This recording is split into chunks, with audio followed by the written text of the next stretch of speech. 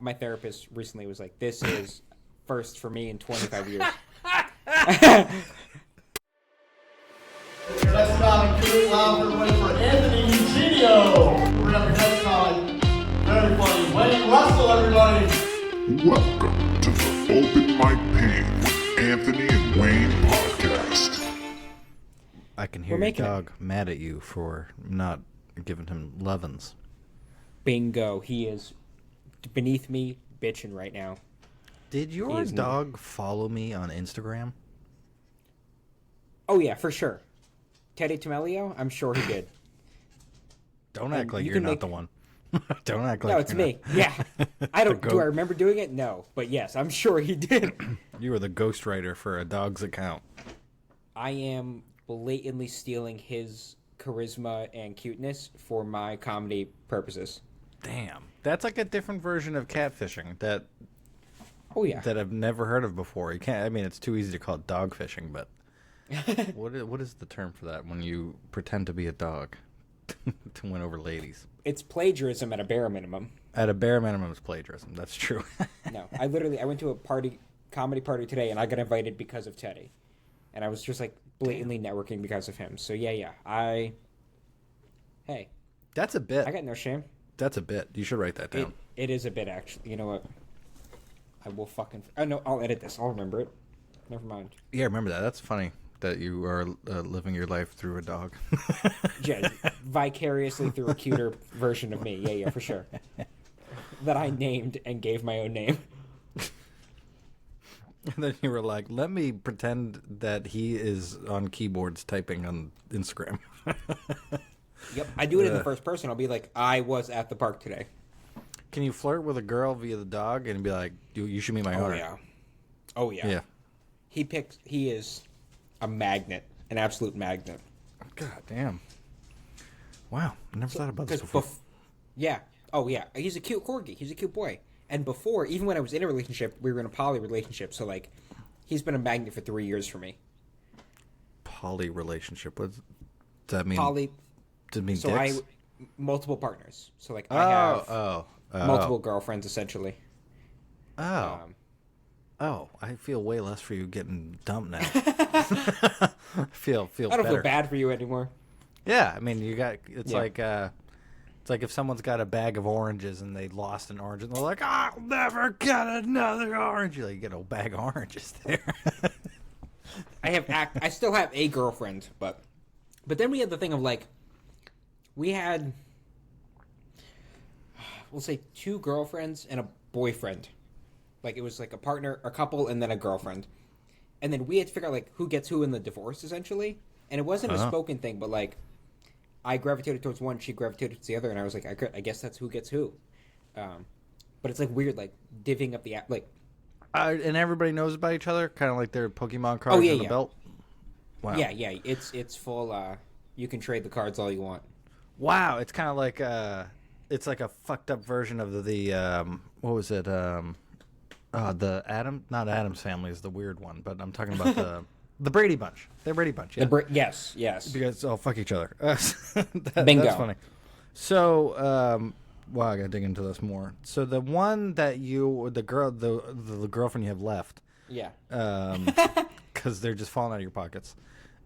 She when you guys broke up with the central relationship and you were being a little bitch about it, I'm sure. How does that person feel? Because that's a weird. I've never had somebody who I was dating get dumped by not me. That's new. It's wild. It is. So, like, I got dumped on Wednesday. The next day, Thursday, another partner came over and was like, hey, how you doing? How you feeling? But, like, it's wild to, like, there's a John Mulaney bit of, like, if you've seen my dick and met my parent, you need to die.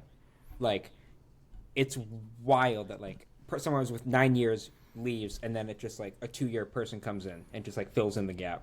Wow. And your mom, who I love, is listening to this, and she knows about all this? Can I be honest? I didn't think about that till just now. And I actually I didn't think of that until this second. And I saw her 45 minutes ago at the Chateau in Stoughton. Jesus, do you want to restart this thing so you don't? No, send it.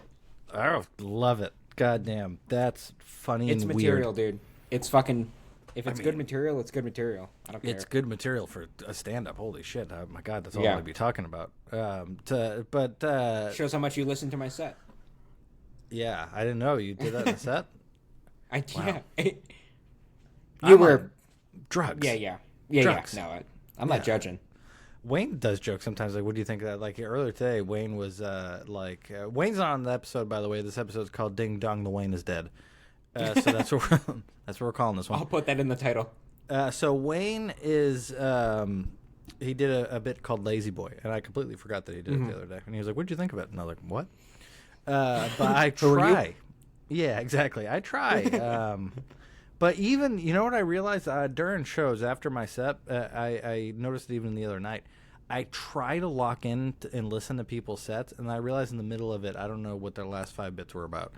I'm just staring blankly at them, and I lose out of it. I think it's just from hearing stand-up so much, it becomes like white noise, you know, and I can't. Yeah. I have to really try to lock into it. Especially because I do like mostly open mics, so it's just like 5 minutes after 5 minutes after 5 minutes after 5 minutes, and like half the time I know their bits, or you know, I've heard some version of it before, and it just becomes like white noise. You're just like fucking. You don't want to, but like you're scrolling Instagram, being a horrible audience member, which is why open mics are hard. They're very hard. You build resentment for them real quick after you stop doing them too. Like I know. I did. What did we do? I did the 19 Carter on Monday, and somebody came in who's a seasoned comic, and they did an old bit of theirs, and I wanted to kill them. I was like, "What are you doing? What the fuck? Like this is still an doing open this shit? mic." For me now at an open mic, besides like if I want to do an old bit first, that's a minute or something, just so I'm like, here I know how to tell a joke. Now the rest of the set you're gonna forget I know how to tell a joke because it's gonna be so bad. I don't care. I did a show Thursday, which was yesterday. Where was I? I have no idea where I was. That was 2 days ago. That was today's Saturday. Holy shit. Today's Saturday. Let the record state it's Saturday, 9:45 p.m. I have kids. When you have kids, it's like you're in a foxhole trying to. I can imagine. Yeah. Yeah, it's awful.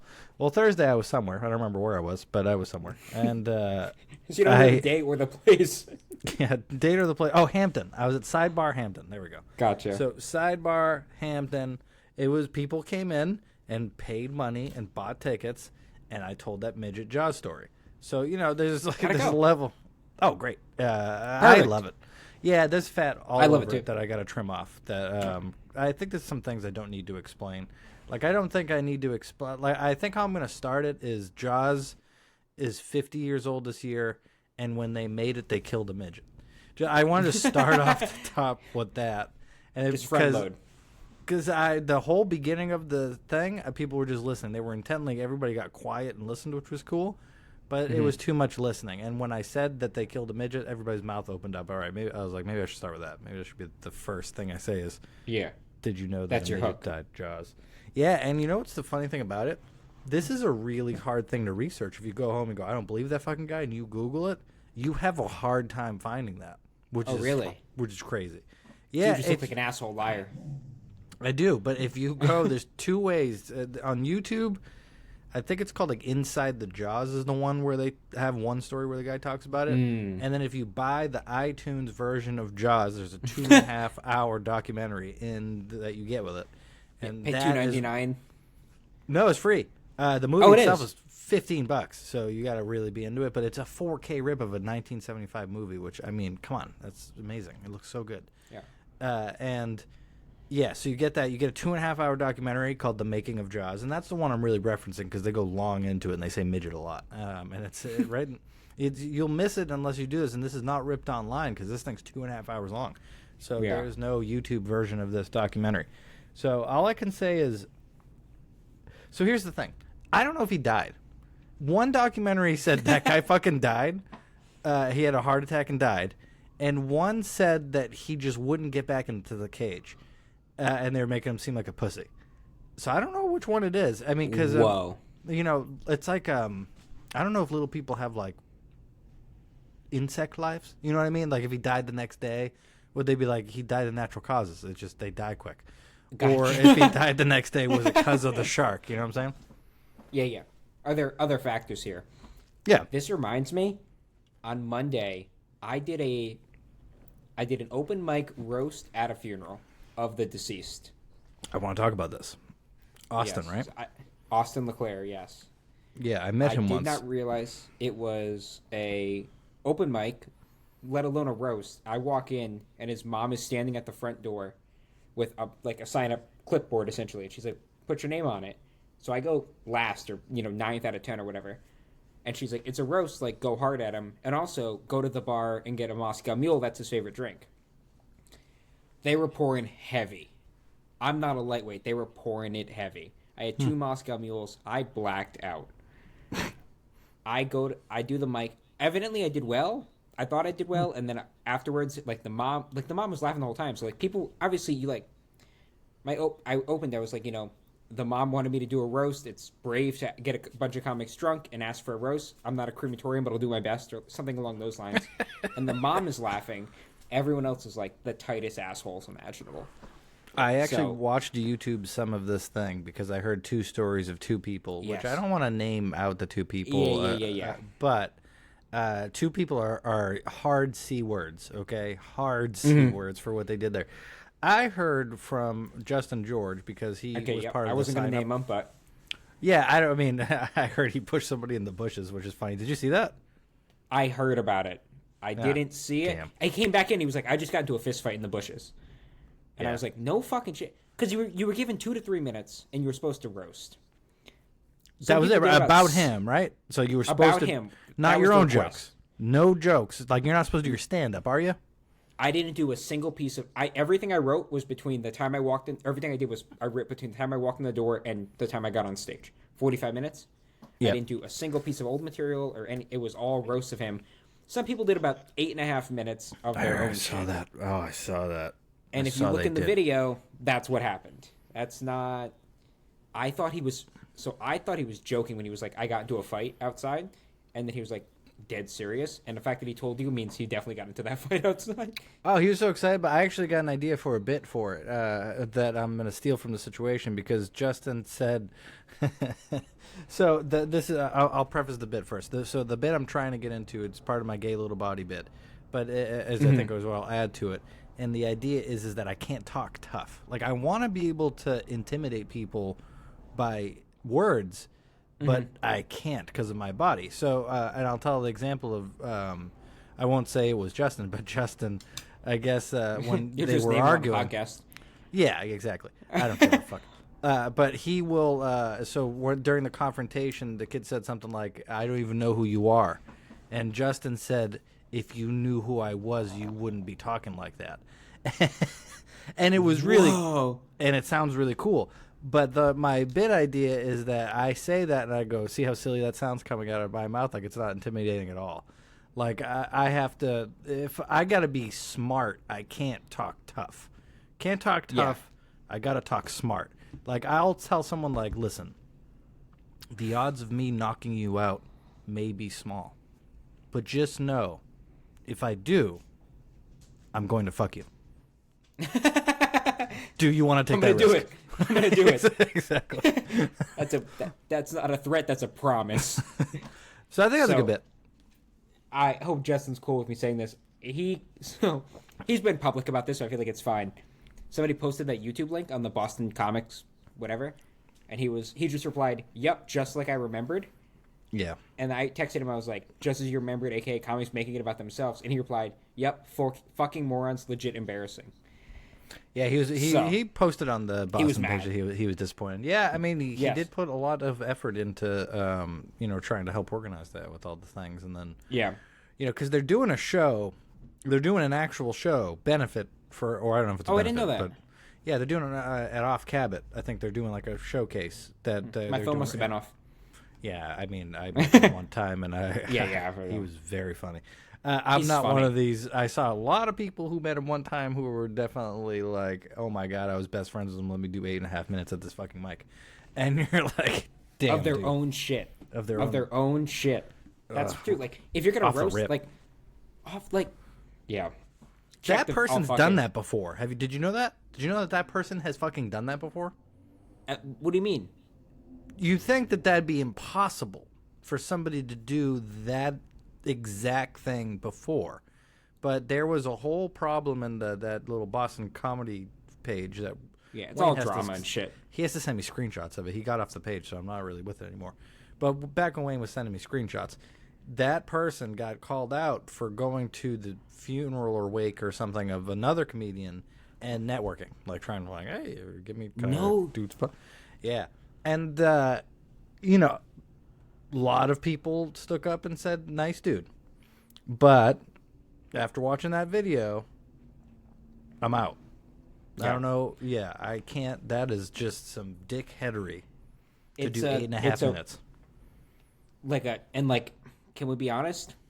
Not a good 8.5 minutes. Like if he was No! crushing, that's oh my one god, thing. I couldn't if you're imagine what it was like in the room.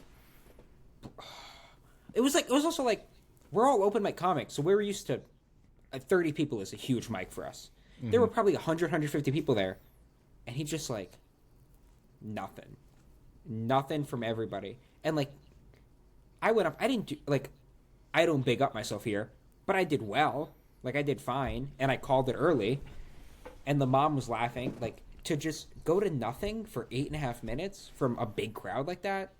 Read the room. Like, Did he read get the lit? fucking room. I heard he got lit, which is funny. He did. It was somebody who was standing to our left who got like you mentioned getting the light twice at a funeral, like not just once, twice at a funeral.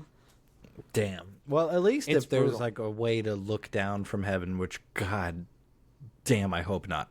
But Yeah. because that would be Yeah, I'm not horrible. religious at all, but I know, but if could you Austin imagine could if, see, Yeah, he'd be like, yeah, that's probably what I thought would happen. But it's more like you shouldn't be able to see. I don't that part I don't understand. My grandmother died recently, and people kept saying like, oh, she's looking down on you and being happy. And I'm like, does God stop her at sometimes? Like, no, don't look right now. I was like, hold back, hold back 20 you don't want to minutes. see this.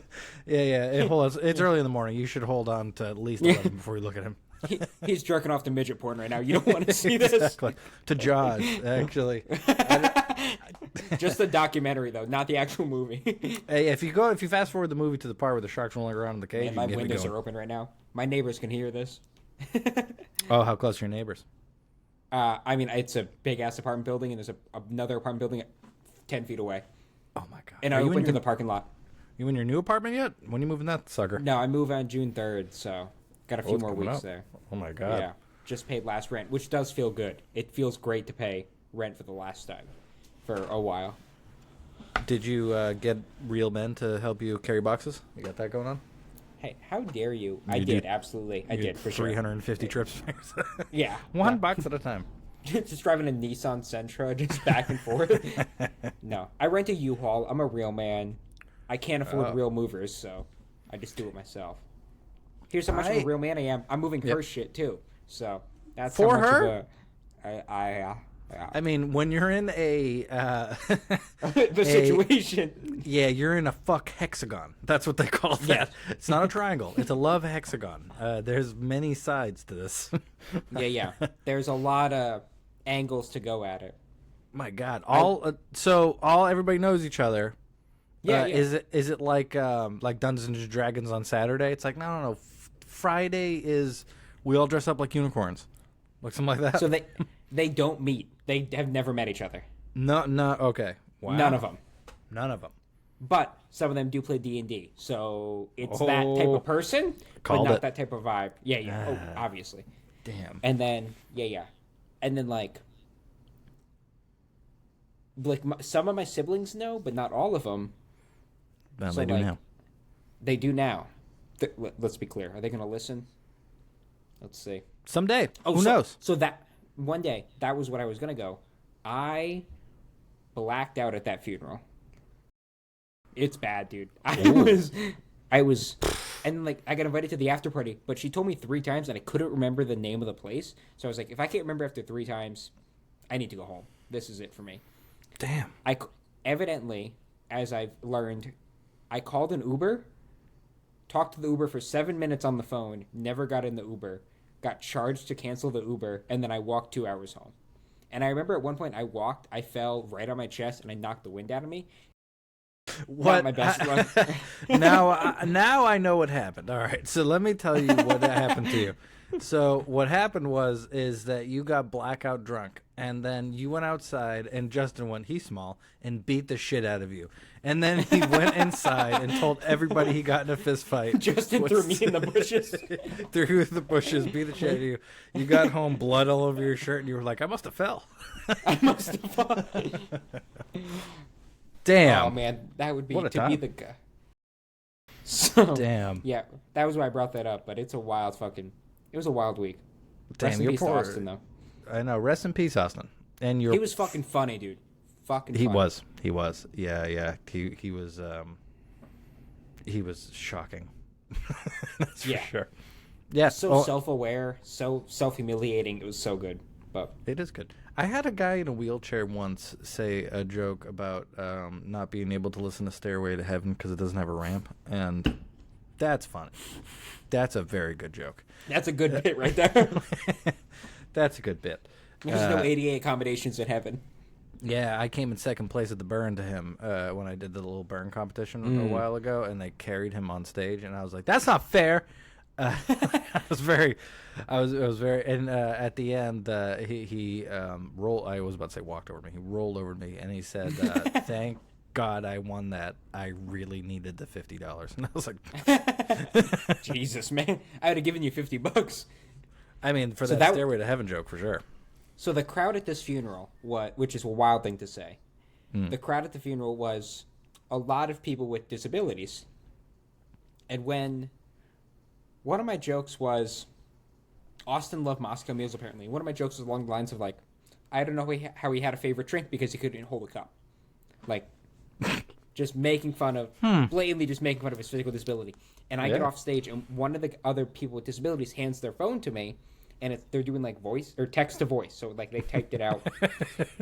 And they hand me the phone and their phone goes, because my joke was, oh, no, I apologize.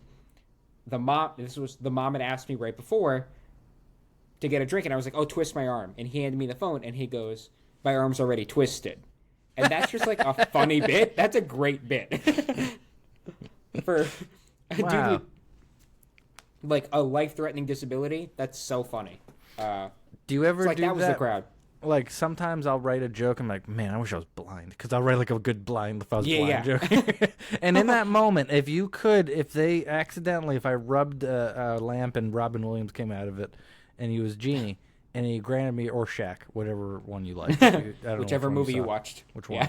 Yeah. Then Shaq came out and he was like, Kazam, give you a wish. In that moment, I would have a hard time not choosing it, to be honest with you. Just for the joke. Just for the I joke. love the commitment to the bit. There's nothing funnier than the bit to me. When you get a good bit and then you can't use it, it's devastating. Devastating. I had one bit that I'll remember this bit till the day I die. My brother got his daughter, my niece, a Barbie, but he got her a black Barbie because he just, because he wanted her, she was younger and she'd never met a person of color basically because they're so young and she was starting it. So he's like, you gotta get multiple ones. You gotta know. And so my dad came and basically the bit is that my dad is not racist. He's just subtly racist. Like he's racist in a way that he just kind of he doesn't outwardly say it, but you know what he's talking about. And so when he went into my brother's house and he saw the black Barbie, he went, and that was it. That was all we needed. That just subtle. It was a subtly racist thing. And Microaggression. yeah, and I was so excited when I thought of that bit, and I wrote down. I got all excited to Wayne, and then I realized later that's a Louis C.K. bit. Just subtle racism. He has one. So Yeah. that's just the worst feeling when that happens. Nothing's brutal. I had that today. I can't remember the joke, but I was like, oh, fuck, Shane Gillis did that. And it's like, if Shane Gillis did it, people have heard it. I can't fucking do it. It sucks. So it's like sitting on my notes app, and I'm hoping maybe in 15 years I'll fucking come back to it. Yeah, he's got his early stuff, like the 45-minute YouTube special. A lot of it is Live more from Austin. Yeah, the first 25 minutes of it, maybe even the whole thing. I got to go back and watch it. But basically, they're all jokes. When he gets to the newer hour that he does afterwards, he transitions to storytelling mostly and out of jokes, which is kind of weird to do that over one special. But I'm sure the joke that you had probably came for that 45-minute one because those were the ones that those premises were out there.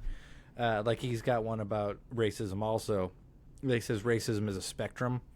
It's like being hungry. Like I'm not hungry now, but if a cheeseburger cut me off in traffic. Yep. Such a good bit. So good. I send that to my friend all the time who has some questionable traffic behavior.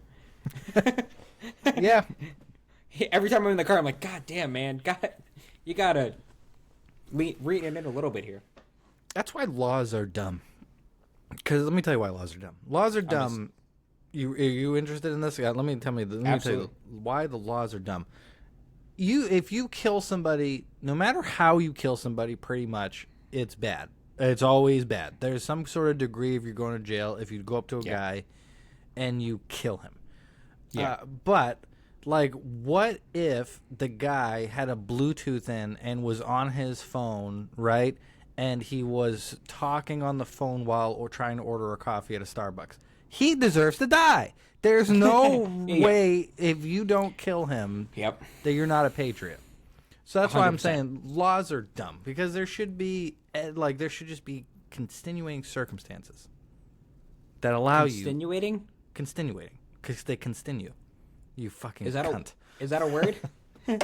Listen, just because you look Mitigating, maybe. Just because you look like a courtroom doll that kids touch does not mean that you need to be giving me lingo for fucking law.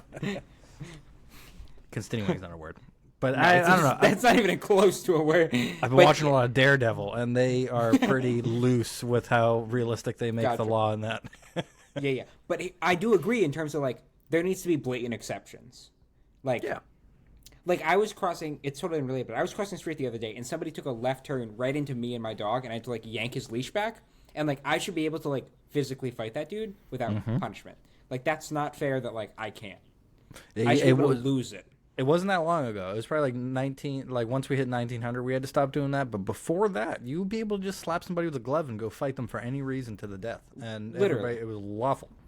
There was no DNA evidence. They couldn't fucking... As long as you got away before the cops got there, you were golden. Yeah, they did we're treading on a John Mulaney bit right now. I don't know if you know the bit, but... No, we're treading on so many bits. Like, there's the Patton Oswalt is one of my favorite bits of this, where as you get older, you should be able to break more laws. Like, you get more and more? Yeah, he said, like, once you turn 70, you should be able to steal anything you want, anytime you want. If you can get it out of the store, it's yours. It's yours. And it escalates all the way until he's like, if you hit 90, murder. You can kill. So, yeah, that's a great little escalating age bit. Yeah, what you got there? What you drinking? Oh, always. Fresca, baby. Fresca, I apologize. Yeah. Man, I hired a contractor for the renovation we were talking about, and I gave final payment. I found a can of Fresca full of piss. And I was like, we have a bathroom upstairs. You could have peed outside. You didn't have to pee in my bedroom. Like, that's wild behavior. And then leave it, and then just fucking leave it on the windowsill. He was Brazilian, wasn't he? Puerto Rican. You were close. I was close. They were really close to each other. Wow. Damn. No, not a Puerto Rican move. Portuguese versus Spanish is what it is. Yeah, my dad was a subcontractor for most of my life, and we peed in anywhere. Every house that we're in, there was some molding that got filled with piss instead of caulking. You're peeing in a sump pump or some shit. Well, I think the reason why contractors pee all over things all the time is because they're used to being in places that toilets aren't working. Because this is the thing. When you're in contractor, you're in a lot of new construction, you can't pee in the toilet. A lot of the time you might think just because there's not water in there, the toilets still work. Those toilets don't work. Yeah. You got to pour liquid in the top. It's a whole thing. And the guy had a nice, crisp, refreshing Fresca that is just Lord's nectar. But it makes you piss. It does make you piss. Yeah. Because it's got that little bit of caffeine in it, I think. Yeah. I had a dumpster full of Fresca, dude. Full of Fresca. And I'm like, I'm paying $800 for you to just throw out your fucking Fresca. He's like, yeah. It's fucking... Yeah, that is goddamn right. It's delicious. Yeah, it's caffeine-free, too. I mean, come on. How much better of a drink could it be? And it's grapefruit. Isn't that weird? There I we think go. it'd be a grapefruit soda. You'd be like, that's disgusting. It was the greatest thing in the world. It works. I feel like Yeah, only 90-year-old people, Puerto Ricans, and me drink it. So It's all you. Yeah, that's the Venn diagram there. that's the demographic. Damn. All right. Literally. So I got a love your photo. mom. We talked about Yeah, that. yeah. You love your mom. She I said love your hi. mom. Oh, yeah. Um, Did you tell her Happy Mother's Day for me? Obviously. I'll tell her don't you'll know. bring her present later. Already been delivered, boy. Deposited, shall we say. Listen, I wish Jeremy's mom. I wish I could. I wish I fucked Jeremy's mom. Yeah, I wish I could, but unfortunately, I'm going to tell her to skip this episode. Yeah, make sure you watch this one. I met her one time. She was great. You did. And you Was that your barely stepdad or can regular remember- dad? Stepdad. Stepdad. See, I knew. It was Obviously, one my of- parents are divorced. Yeah, white. They Yeah, always do. my mom's on her fifth marriage, so What? yeah. So you're saying I got a chance here? So You got it, saying Jake. You're got it, saying I got a Jake. chance. That's a pretty good We're one. treading on I gotta cut this territory, but yeah, you yeah. I'm gonna leave it at that one. Listen, I don't remember members of my own family, so she I can can't rest name all my assured siblings. that I don't know.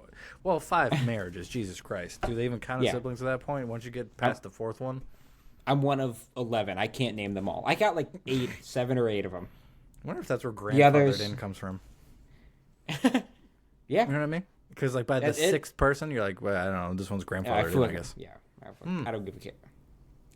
Wow. So What if? Yeah. your mom's gonna be totally cool with this whole Brady fuck bunch thing you guys are doing.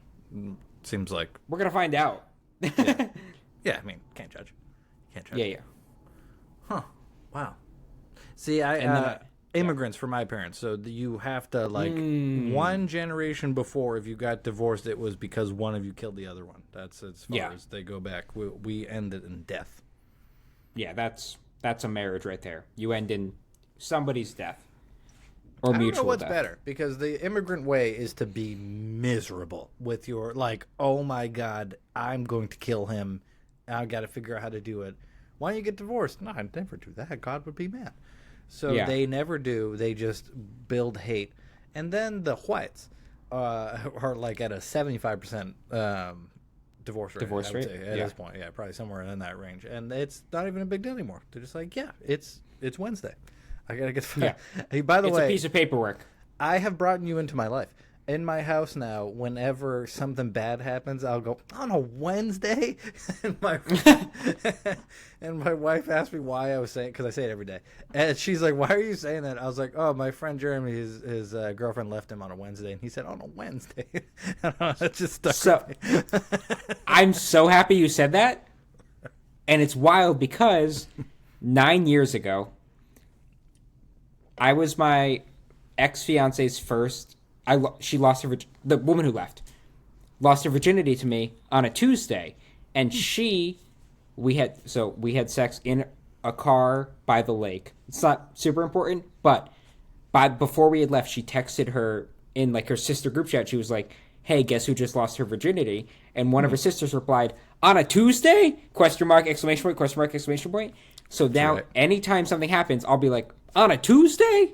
So it's so funny that you now do on a Wednesday. That's similar. See, what your ex-girlfriend should have said at that time was, yes, and I'll pay him on Friday for it. When the check clears. Exactly.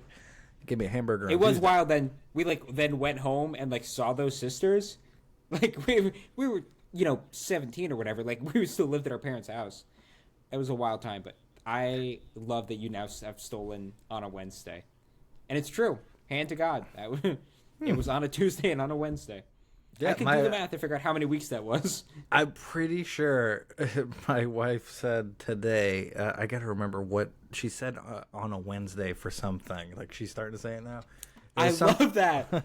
It was something about that guy's gonna get murdered probably on a Wednesday. It was something like that. I was like, God damn, we man. got it. We're in. We got the clip for this fucking week. I'll send it to her. I don't give a fuck.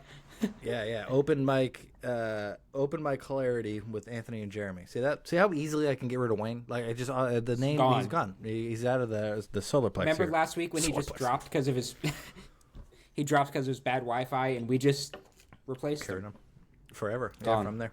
I know he'll never admit that it's his Wi-Fi. See, listen, this is the first time I'm How's it hosting not? the server. Well, this is the thing.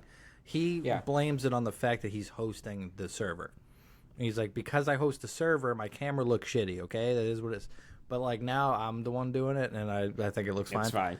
I have it Yeah. in 4K actually. So Wayne, wrong again. Wrong. But Wayne's Let's at shit a on show. Wayne for the next half hour. Yeah, Oh, let's he's do got it. a show. Yeah, he. I think he did good too. I haven't gotten too deep into his text messages about it, but he'll Yeah. let you know. And I Yeah, think I'm sure he got a standing ovation according to his text messages. yeah, it is. I like that. I appreciate that. So let me Yeah. tell you what I mean. When you're like, I did pretty good, and then you listen back to your set and you're like, oh, I suck. That feeling there. Eventually what happens is you just say you suck when you get off, and if you did good, you're like, it was fine. Yeah, it's and fine.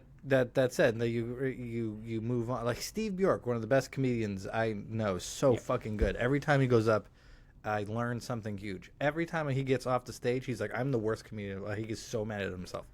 And love that. Yeah. But Wayne I agree with you.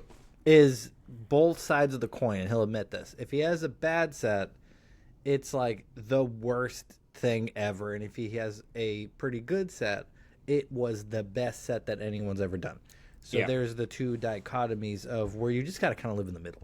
Where you're like, it probably, if you were, like, not for Wayne, I'm going to take it into a straw man now. If you were, let's say, the opener on a show, and there was a middle and a headliner, don't tell me that you killed, because you didn't. There's no chance. That doesn't happen. You do good. Yeah. But the middle and the headliner do better, probably, if they're real comedians, because the crowd's warmer, just by metric. Yeah. So then, if you called what you did killing, what did they do? Yeah. I will posit that I've never killed. I say that all the time. I'm like, I don't know. I don't think so. Because I've seen some fucking real high-end comedians kill, and I'm like, I've never done it like that. So I've had some good sets, but god damn, that's another level. Is Wayne busy right now? Do you know? I think he's done the show. I don't know. You gonna text him? I was gonna call them to bully him about it, but that he had a good show. Yeah, I was gonna ask about it, but if you don't think that's a good move, we'll fucking call him. Put it to the camera. That's We've absolutely. never done that. Check in with Wayne. At the tone, please record your message. I'm gonna leave a message. When you Fuck finish it. recording, you may hang up or press 1 for more options. Hey, we were gonna bully you on the pod, but you were smart enough not to pick up. So call us back if you want, but you won't. All right. We'll cut all of that. It's fine. We'll cut all of that. Oh, I'll teach you the OMP cut in automatic. There you go. You know where to come in now. Back. All right. So dolphins. Dolphins? This is a question I keep having. When they sneeze, does it come out of their blowhole or their mouth? So what is the blowhole? It's like their nose. Is it? Yeah, But I thought on their snout they have like a little. I don't know shit about fuck. I think they just have a mouth, and then up here, it's their nose. You're probably right. That So, yeah, makes sense. what do they do when and they then sneeze? just like spit it out. I don't like the blowhole. It makes me like uncomfortable. I like the name. It is a fun name. It's a fun name. I've seen dolphins. I've seen them before, and it makes me uncomfortable that they're smart. They're so smart. They also float in their sleep or don't sleep. There's something like they don't sleep like half of their brain at a time. I think that's sharks, So, like, isn't it? I don't know. We're went talking on, about great white one sharks. whale watching trip. I could be. I went on one Whale trip. watching. Yeah. Also, I'm going to keep bringing it back to Jaws, but we have a very Quint and Hooper type relationship. I was a fisherman with my dad my whole life, so we were out in boats like little. Were you things, really? almost dying all the time. Portuguese, of course. So Fuck it. Yeah, fair enough. Yeah, I got seasick every time. But you went whale watching. We always watched the whale watchers, and we were like, they're not killing anything. Lame. I don't know see what- blood in the water. Fuck this. Yeah, I don't know. I never understood going out in a boat not to murder something. And it's just that's every time I got in a boat, that's what we did. Wild. Meanwhile, but- I went fishing once, caught a fish, and felt bad that I had hooked them, and then I never went fishing again. I'm such a. I mean, Justin didn't kick your ass, though. So at least there's that. No. I Maybe. can't believe, literally, Might have. he came back and he was like, I just shoved the dude in the bushes. And I was like, I thought he was joking. And I saw a look on his face. He was like, I'm dead fucking serious, dude. I was like, oh, shit. I saw the kid that he did it to, and man, Yeah. looked like he deserved it. Yeah, we, once we cut, well, I'll confirm that we're talking about the same person, but yeah. I think so. I don't know what it was, but man, that's a hard thing to walk away from, is somebody tossing you in the bushes. How do you not self-reflect at that point?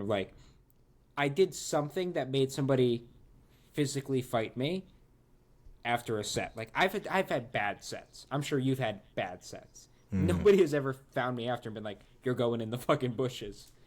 Yeah, I've had people get mad. At a They do get funeral, mad. too.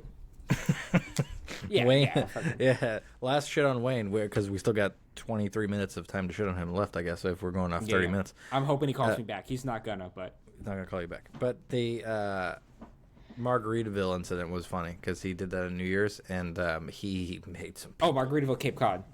he made some people real mad there. Yeah. That's funny to do that. Yeah, he and that was Caitlin. Was that who headlined? Carolyn Plummer.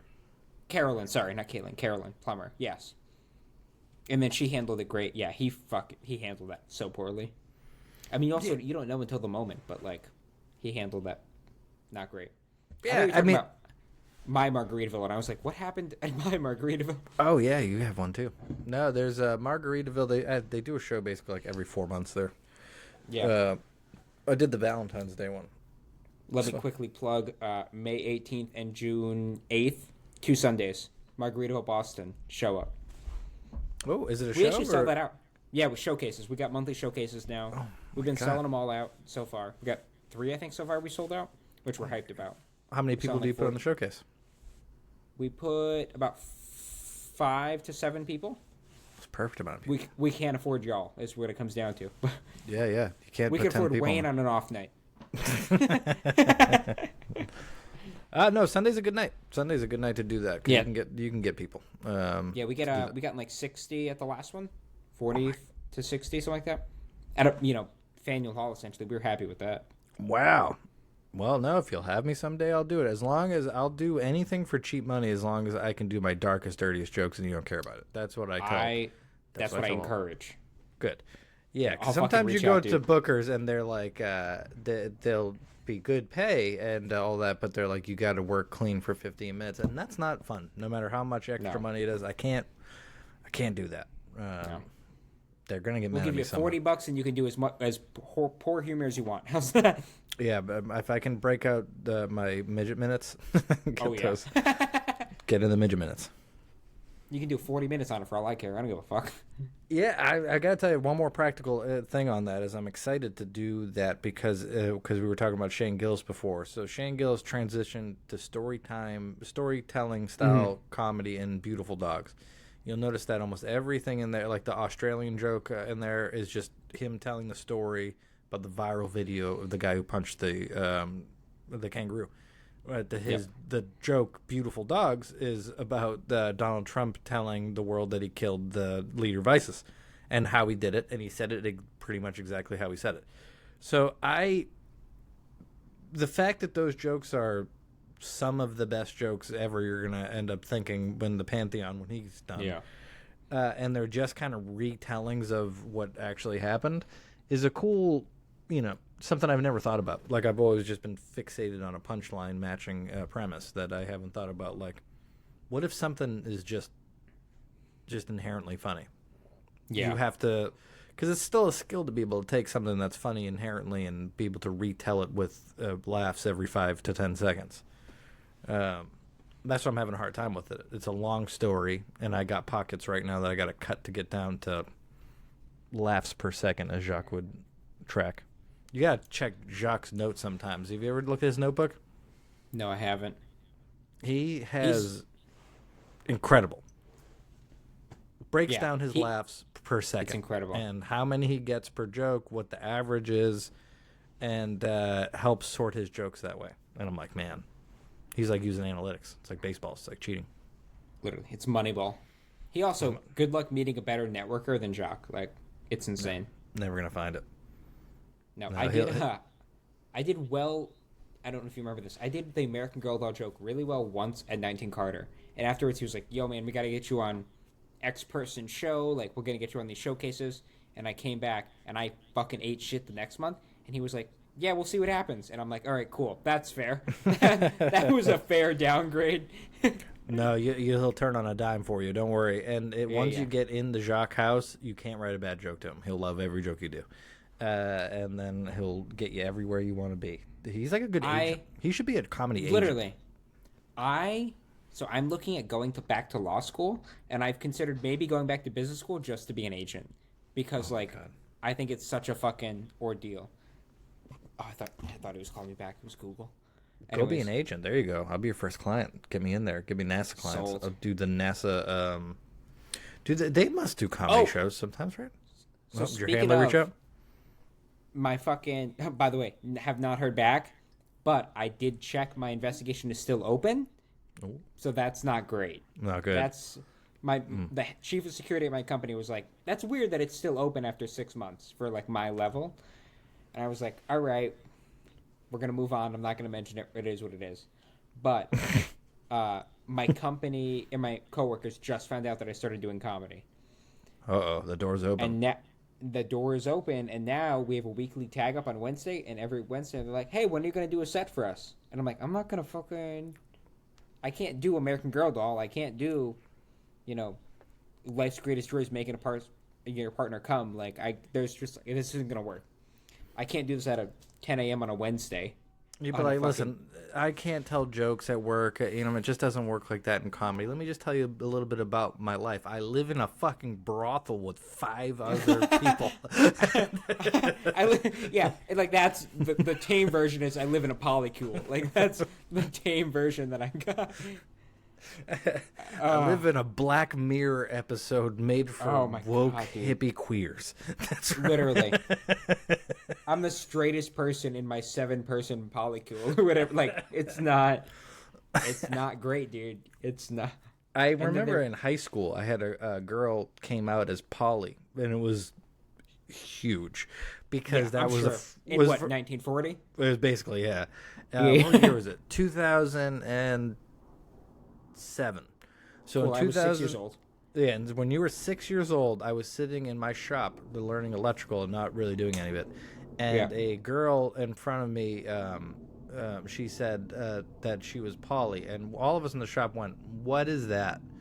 Yeah. And the way she described it was that she's like, "I can love anything. I can love a pan. I can love a girl. I can love a guy. I can love a tree." And then at the end of it, we were like, "So poly means you can fuck trees." That's what we got out of it. And I you guys took get that. Splinters in your vagina. Yeah, that's gross. I don't know, but you could do it if you're poly. You like trees.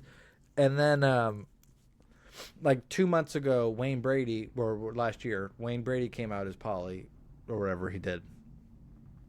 And I still don't know what it is, but I don't think it's fucking trees anymore. No.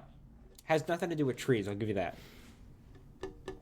But it's essentially just like that you have multiple relationships at once. So like I get polyamorous. That's different. This is maybe I'm not thinking of the same thing. Maybe she was using was she using pansexual?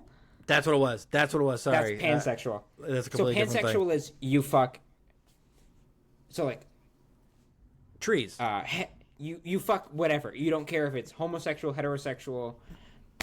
It's a fucking pan. Like you fuck whatever. That's different from. But that means like that's in terms of like who you like, and then poly is like liking multiple people at once, essentially. So you can be a polypan. Yes, you can be a polypan, a pan poly, whatever you want. Man, that's what happens when you give. You're the first generation that's got to go through this, where you had phones forever. That's too much. Can't have phones forever. We had to uncover titties out of broken pages that were buried under leaves and woods.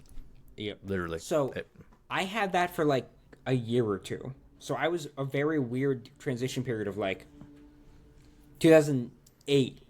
I was 8 years old or whatever, and like you just started getting into girls and whatever, and then it's like you were walking in the woods and you found a Playboy, and like that was your life for the next year. But then like 2009, the iPhone came out, and you were like, "Fuck this, dude! I'm gonna go on X videos. I'm good. I'm Immediately. immediately." So it was a weird transition. Now, have you seen the show Sister Wives? Yes. All right. So you couldn't have had a sister wives type of situation with the situation you were in, where you guys all, because man, I watched that show with my wife because of how funny it is that how sad they make that guy. Yeah. It's like How they pathetic. he's got 5 wives or whatever it is, or whatever, and he's 5 times sadder than a normal person. It's that the math. It's proportional. It directly correlates to how many wives you have. He just goes from house to house, and they go, "You're not paying enough attention to me," and he's like, "This is an unsolvable problem." I'm gonna kill myself. Yeah. Yeah. So I have this thing where like, so I have one partner. You're gonna find this. My therapist recently was like, "This is first for me in 25 years." She said that multiple times for multiple things in the past few weeks, and I was like, "All right, I feel better that I'm in." I feel better that like you haven't. She literally this week she was like, "You have more diagnoses than anyone I've seen in 25 years," and I was like, "Cool, thank you. I'm gonna go jump off the Zakem Bridge right now." That's crazy. She's like, You "I've said been that- doing this. Anytime anybody's been doing anything for 20 years, they're like, I've seen everything. There's nothing." She's you're like, never "I've done this for describing." 25 years. I specialize in trauma. You're fucked up." I was like, "Cool," but I have one partner I have. We'll call this my secondary partner. She has My a sidearm. primary partner, my side piece, yeah, my authorized side piece. I keep it in a little holster on my ankle. She has her primary partner who's been with for 5 years. She has me who we've been together for 2 years, and then she has a sugar daddy who she's been with for like 3 or 4 years. Who Wayne's calling me back. Oh, What's up, Wayne? What's going on? I saw a missed call from you. Did you mean to call me? Yeah, I did. Did you hear my voicemail? It wasn't important. It's not important. Can you hear him, Anthony? oh, I can hear him. Wayne, can you hear me? We were gonna call it. Yeah. One sec. We were gonna call you and shut on you on the podcast, but if you're busy, it's fine. Oh, are you on the podcast now? I'm on the podcast right now. We're recording. Oh, we're recording. What's going on? What's up? Can you hear him, Anthony? Yeah, I can hear him. Wayne, we've been shitting on you for 32 minutes.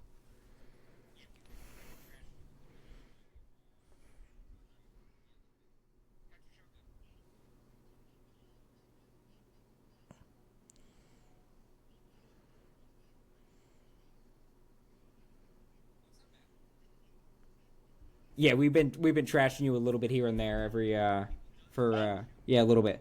How'd your show go? Oh, that's fun. The show is great, man. Kingston, Mass, Royal Garden, little Chinese restaurant, back room. There was probably 40, maybe 50 people. Oh, that's not bad. Everyone did great, man. It was a good time. Man, that actually really connects. I don't know if I hope your audio is good enough that we can keep this in the episode, but like that very much connects with what we were talking about. I was talking about doing the Austin Leclerc's funeral, and it was an open mic roast of him. So like, yeah, it was a fucking time and a half. Yeah, I watched a little bit about that. Yeah. I watched a little bit of the YouTube video. Yeah, I don't know if you heard about I didn't know. Justin. Yeah, I definitely did. Yep, that came across your radar. Yeah, he did that. That happened. Wayne, can you hear me? I can. Okay, this is Anthony. So, listen. Who else would it be? 90% of this episode, we talked about how Jeremy is in a quintuple? I'm in a polyamorous relationship. So I have like Anthony no longer feels bad for me for getting left because my previous partner wasn't my only partner. And he was like, "I don't give a fuck about you anymore." So wait a minute. You're in a Yeah. relationship with 3 other people? I'm in a relationship of Anthony's throwing up gang signs right now for 3. It's like a Wu-Tang clan. Yes. So I have my primary partner, and then I have a secondary and a tertiary partner.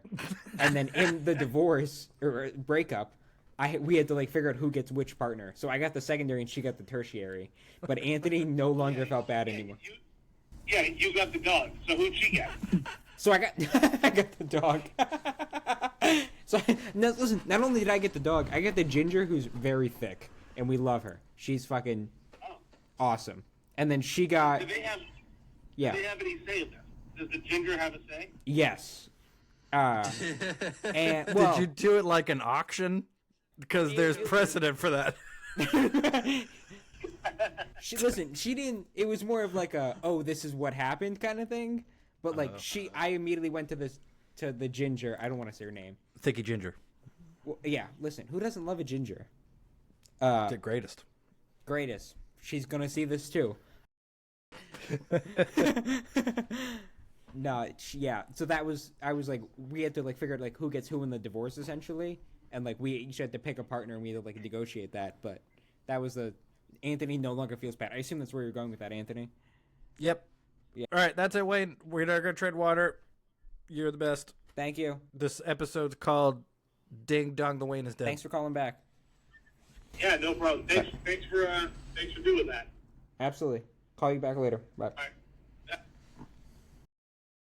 Good. So let's bang. So now that we've talked about all the ways that your penis works, let's talk about how else do we want to embarrass my mom and make her regret my existence? Yeah, just know that if you don't like him, there's another role-playing at least son that you can have. All right. You're gonna be like, there's other people who don't like him. If you don't like him, we got Anthony and Wayne and Justin. So I don't know. This is what I want to wrap the podcast up with. Yeah. A more, I guess, benign question, which is, I don't know what your origins. I was about to say Batman origin story, but you're clearly a Robin. But your origin story. How dare for you? Comedy. Clearly a cuck. All right, so there's. So I called. we won't get into it, but that bothers me actually. So I even have a chair in my bedroom, and everyone calls it a cuck chair. I'm like, is that a fucking cuck chair? No. See, to me, cuck is a lot like the F slur, where have never said it in a way where I actually mean what it's supposed to mean.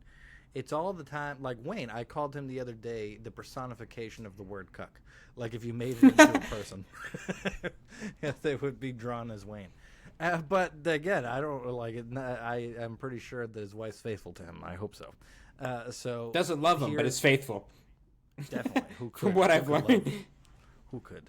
Who could? She does the best she can, and the circumstance she's been dealt. But what made you go? All right, so I'm in NASA. I'm secured. Things are good. I got fucking 8 dicks, 3 vaginas, pretty laced out, pretty solid. My wallet's flush with them. And what makes you go, I'm gonna tell jokes? Like, where did that start? It's actually the reverse. Since I was 7 or 8 years old, I wanted to tell jokes, and I grew up with a single mom essentially. So I was like, I knew that I needed to be stable enough to make her not worry. Like she needs to like not worry about. I can pay rent, everything. So I got a 4.0 undergrad degree. I got 4.0 GPA in undergrad. I went to Harvard. I went to NASA. And then I was like, okay, I'm now stable enough that she's not going to worry. Now I'm pursuing what I want to do in comedy. And it is every show I do. Even this. Even when you bomb, you're like, I love this. This is what I want to do. This is, even if you get one laugh, this is the best thing. Like there's nothing better than making somebody laugh. And they often need the laugh more than you do. Like they are like a fucking plumber, and it's like they worked way harder than me this week. They had a much worse week than me. They paid money to see me. They want to fucking laugh, and like there's nothing better than giving them that laugh. So it's not a super funny answer, but like I just reverse engineered it, and like I'm gonna pay my bills, and then I'm gonna pursue what I want to do. And now that I'm paying my bills, I'm ramping up exponentially pursuing this. Nice. So your goal is more that comedy becomes your mainstay at some point in life. Like yes. That's what you want to do. I call it dream chasing. Like I pay my bills now, but we're dream chasing in terms of like maybe comedy will pay my bills one day. It is funny that the first like year and a half when you're doing open mics mostly, it's you do comedy and you feel like you're your comedy is burdening the people you're doing comedy. Yes. Because you go to places and you're like, these people are just trying to like the show I did the other night. There was a guy that walked in who ended up buying tickets for it, but he was like, I just really wanted to watch the Red Sox, and I guess I got $15, and they turned off the TV, and he was like, damn it. Fuck. So yeah, exactly. And it was my fault because I was like, turn off the TV, and they were like, well, he wants to watch the game. I'm like, no, this is comedy. TV's on. Exactly. And then he was upset about it the whole time, and I was like, well, was I right? I don't think I was. But yeah, that's mostly comedy in the beginning is that. But then when you get a couple gigs where you're like, there's like 100 to 200 people that paid money, that got babysitters, that went out to do a thing. That's it. And then at the end, you get money for it, and you're like, what the fuck? I talked. That's cool. It's the best. I mean, even at like the funeral, to bring it all back, like I didn't get paid, but it was like that was the biggest crowd by far I've had, like 100, 150 people, and they were laughing. They wanted to laugh. They wanted to like get their mind off of shit. And like again, they were all out. People, I'm sure people had babysitters. People were just like, this was their night out, as sad as it was. And then like to make them laugh at that night out there's nothing better. And then you get off stage and like people actually like clap, not just because they feel like they need to clap, because they want to clap. There's nothing fucking better, dude. There's nothing. Yeah, and comedy is one of the only things ever that the longer you go, it gets bigger, but it gets easier. And that doesn't usually happen. Usually with jobs, the bigger the project you get, the harder it is. No, comedy just gets easier the more you do it, because you get out of, and it's not even like, it doesn't even have to be your material is better, because I don't think necessarily that's always what it is. I think that once you just get to the level of comedy where you're having a crowd that goes to watch you do it, like you don't go to the crowd comes to you type of thing. Whenever you get to that, it's so much easier to do comedy, because just think about all your jokes that you're like, it's too risky to do this joke tonight. That's never a thing when you have your own crowd. Yeah. You're just going to blast out whatever you think is going to be good, and most of the time it's going to be good. So fantastic. That's cool. That's a nice thing to think about. You're like, man, if I ever get to Madison Square Garden, I'm the one that draw them. It's going to go well. Yeah. So that's a nice feeling. I literally, I got a notes app where it's just like everything from like Helium in Chicago to Madison Square Garden. It's like places I want to do. And work your way up to it. Work your way up. Which one in Boston? What's your Boston club? What's the one around here? I got all. Like, man, I got McHugh's, Laughs, Laugh Boston. I got fucking Improv. I got all of them. But what's the one? What's the one where you're like, I need that one? I think Laugh Boston, because that was the first show in Boston comedy show in Boston that I saw, and like that's a beautiful room too. It's a great room. It's a great setup. It's a really nice one. I've done the open mic there, and I fucking ate shit. We talked about that. That was my first open mic. But like, I think if I did Laugh Boston and that was it, I would be happy. But also, then it's like, fucking comics come home. Like Carolyn Plummer did that, and she crushed. And like, could you? I can't even imagine doing that venue. So like, because it's always a TD Garden, and it's like fantastic every time. I'm sure, and it's that's true. So like, as clubs go, I would do Laugh Boston or Improv Asylum, and I'd die happy. You should try to apply for the Gong Show. I've heard about the Gong Show. I don't know who the fuck books it. I gotta figure it out though. Yeah, he puts it on the Boston Comedy page, so if you pay attention to that, I think you'll see it. And I think that's a good one to get your feet wet in it. Mine was Knicks. That was always for. When that's I another started, one. Yeah. I used to stare at the Knicks sign and be like, I just want to go, because Bill Burr went there and Grogan went there. That's where he started. Went there. Fucking Bill Burr started there essentially, and he would do he'll go on Jimmy Fallon and talk about Knicks comedy club. Like he really holds. He still goes there too. He went to Knicks and Laugh Boston last year. Yeah. Also, which is kind of cool. That's wild. There's the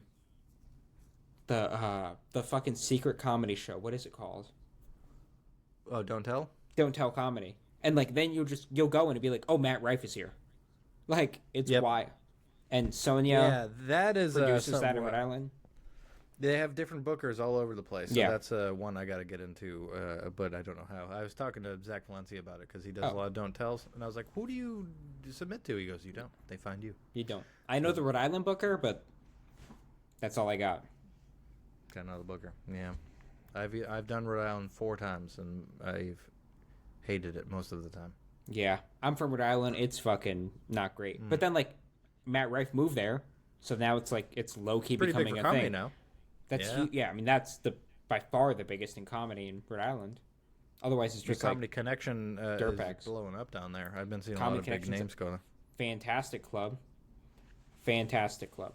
Are You Garbage that- did that. Matt Rife did that. Some real comics.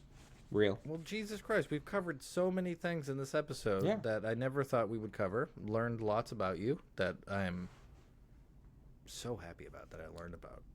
You're gonna be thinking about it tonight as you go to bed for sure. Yeah, well, just the mechanics of it. Like, how do I? Yeah, it's like if you if your hamster started having an orgy, like 6 of them. You're like, I don't know how they figured that out, but that's cool. But like a baby hamster that you didn't realize could even have sex. Yeah, exactly. You're like, wow, they got opposable thumbs, I guess. Jesus Christ. All right, Worthy Step Quest for Laughs. Good night.